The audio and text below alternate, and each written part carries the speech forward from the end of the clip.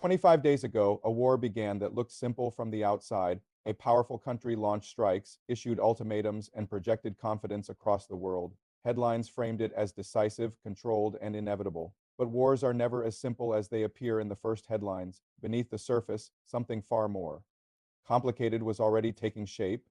In the middle of all this, a quiet shift started happening, not on the battlefield, not in press conferences, but in the shadows where real diplomacy lives. Messages were being sent, not publicly, not through official statements, but through channels that most people never see. And at the center of those channels was a country that many were not even paying attention to. That country is Pakistan. Now, to understand why Pakistan suddenly matters so much, you have to understand how modern conflicts actually work.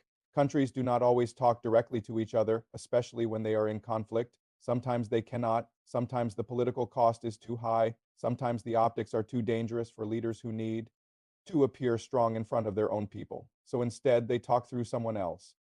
This is called back-channel diplomacy. It is quiet, indirect, and often denied publicly, but it is also one of the most important tools in international politics. Because when official communication breaks down, these hidden channels are the only thing preventing total escalation. Pakistan has been part of this system for a very long time. This is not a new role that suddenly appeared. It is something built slowly over decades. Relationships, trust, access, all of it layered carefully without drawing too much global attention. And when a crisis like this explodes, those quiet relationships suddenly become the most valuable asset in the world.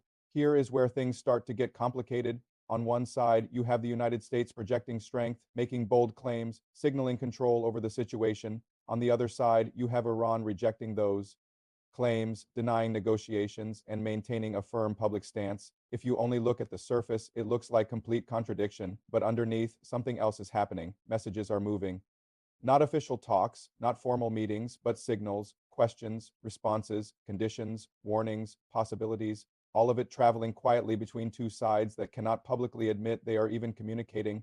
This is how real negotiations often begin, because publicly both sides are locked into their positions. They cannot appear weak. They cannot be seen as backing down. Especially during an active conflict, perception becomes everything, but privately, the reality is different. Privately, both sides are calculating constantly. How far can this go? What are the risks? What is the cost of continuing? And most importantly, where is the exit? Because every war, no matter how it starts, eventually reaches the same question: how does it end? And that is where Pakistan comes in. Pakistan is one of the very few countries that can speak to all sides involved. It has relationships that overlap in ways most countries simply do not. It understands the region deeply, not just politically, but culturally and historically as well. And most importantly, it has access. Access is everything in a moment like this, because without access, there are no messages. Without messages, there is no communication. And without communication, conflicts do not stabilize, they spiral. But access alone is not enough. There also has to be trust, not full trust, not perfect alignment, but enough trust that when a message is delivered, it is taken seriously, enough trust that both sides believe the channel is real and not manipulated. Pakistan has managed to maintain that balance over time. It has connections with Washington, it has ties with Tehran, it has working relationships with countries across the Gulf, and that combination places it in a position that very few countries in the world can occupy. This is not about power in the traditional sense. Pakistan is not the largest economy. It does not have the global dominance of a superpower. But in moments like this, influence is not measured by size, it is measured by position, and Pakistan's position is unique. Now think about what that actually means in practice. When two countries cannot talk directly, the country that carries their messages becomes incredibly important. It becomes the bridge between two completely different narratives. It becomes the translator, not just of language, but of intent, tone, and strategy. Every word matters. Every pause matters. Every response matters. Because in situations like this, even a small misunderstanding can lead to massive escalation. This is why the role of a mediator is so delicate. They are not just passing information from one side to another, they are shaping how each side understands the other. They are reducing friction, avoiding misinterpretation, and keeping the conversation alive even when tensions are at their peak. And that can change everything, because sometimes wars do not end because one side wins completely. Sometimes they end because both sides find a way to step back without appearing to lose. That is the key idea: face saving. In international politics, perception is often more important than reality. Leaders need to show strength. They need to maintain credibility. They need to control how their actions are seen by their own population and the world. So even if negotiations are happening quietly behind the scenes, publicly, they may deny everything. That is not a contradiction. That is strategy. And this is exactly what we are seeing play out. On the surface, there are strong statements, denials, and conflicting narratives, but underneath there is movement, slow, careful, calculated movement.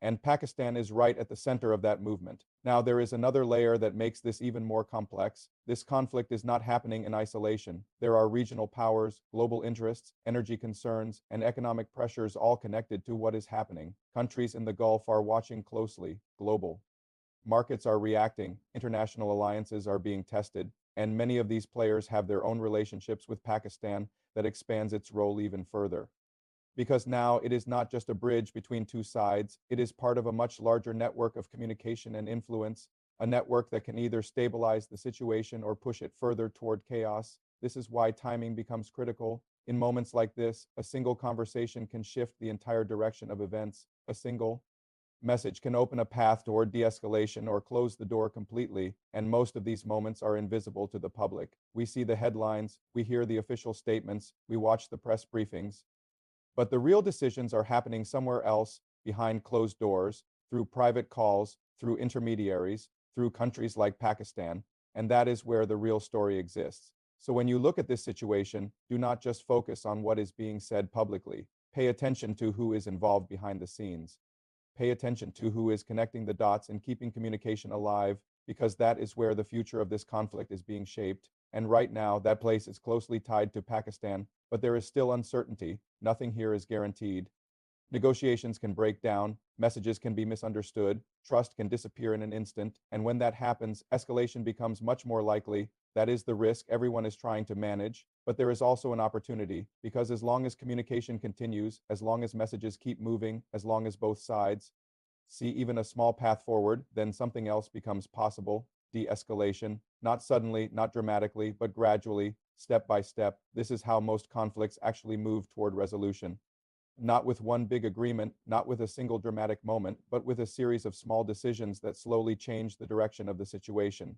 And each of those decisions often depends on someone in the middle, someone who can carry the message, someone who can keep the channel open, someone who can prevent silence from turning into escalation. Right now, Pakistan is that someone, and that is why it matters more than it appears on the surface. Because in a situation where direct communication is nearly impossible, the country that makes indirect communication possible becomes one of the most important players in the entire conflict. So while the world watches the visible actions, the strikes, the statements, the narratives being pushed in public, the real question is something deeper: what is happening behind the scenes, who is talking, who is listening, and who is making sure the conversation never stops, because in the end, that is what will decide where this goes next.